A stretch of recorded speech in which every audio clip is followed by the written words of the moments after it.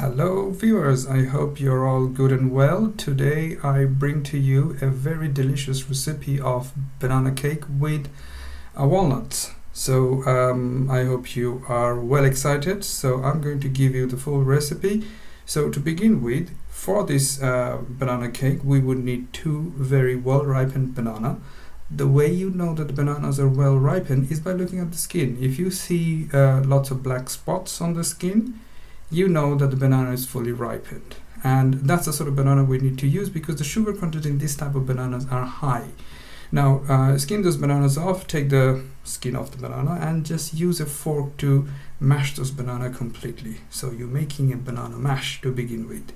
Try your best to mash it up in a way so that it becomes thick watery mush, and in that mixture you put 2 eggs, and we will be whisking this egg and the banana mash together to sort of incorporating everything without any lumps and bumps. As much as possible we want to get rid of the lumps because that's not good for any cake. So in that mixture, because we, as I said previously, that the banana itself has its own sugar, we will be using less amount of sugar than usually any other cake. In this case I'm putting 70 grams of sugar.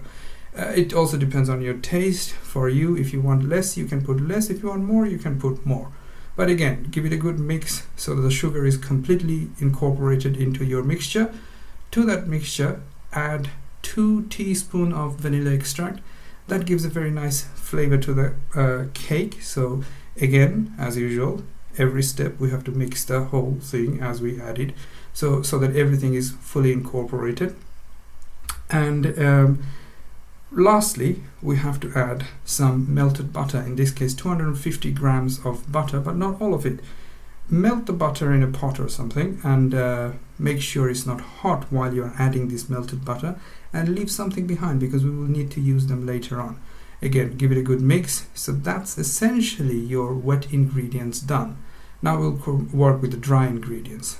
I'm adding walnut. If you don't like walnut, you can add any other things such as any other form of nuts. You could add flakes of chocolates, or you could add resins. It's all up to you. It's a recipe, therefore experimenting. So experiment whatever you like, add it, see if it turns out. But I would say nuts, resins, chocolate goes very nicely with banana cake. So you have seen me coarsely chop 1 handful of walnut. I'm adding 150 grams of self-raising flour. To that I added 1 teaspoon of bicarbonate of soda because it actually allows the cake to rise very well.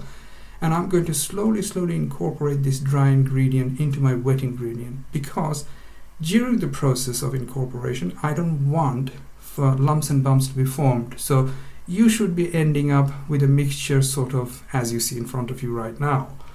To that mixture, add your coarsely chopped walnut.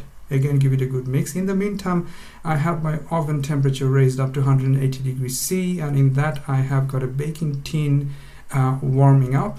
And to that baking tin, before I put this cake mixture in, I'm going to butter the inside. Remember, I actually left behind a little bit of butter, melted butter. I'm using that to butter the inside of the tin, baking tin. Now in that buttered baking tin, I'm going to put in my cake mixture and give it a bit of tap after you put all the cake mixture in, because if there is any kind of bubbles stuck at the bottom, that will be dislodged. And the reason I buttered the tin is because it's easy to extract the cake once it's baked. You should need to bake it for half an hour at 180 degrees C in my case. And the best way to see that the cake is fully baked is by putting a skewer in the middle of the cake and taking it out. If you see the skewer come out clean without any kind of wetness into it, you know that your cake is baked properly and thoroughly.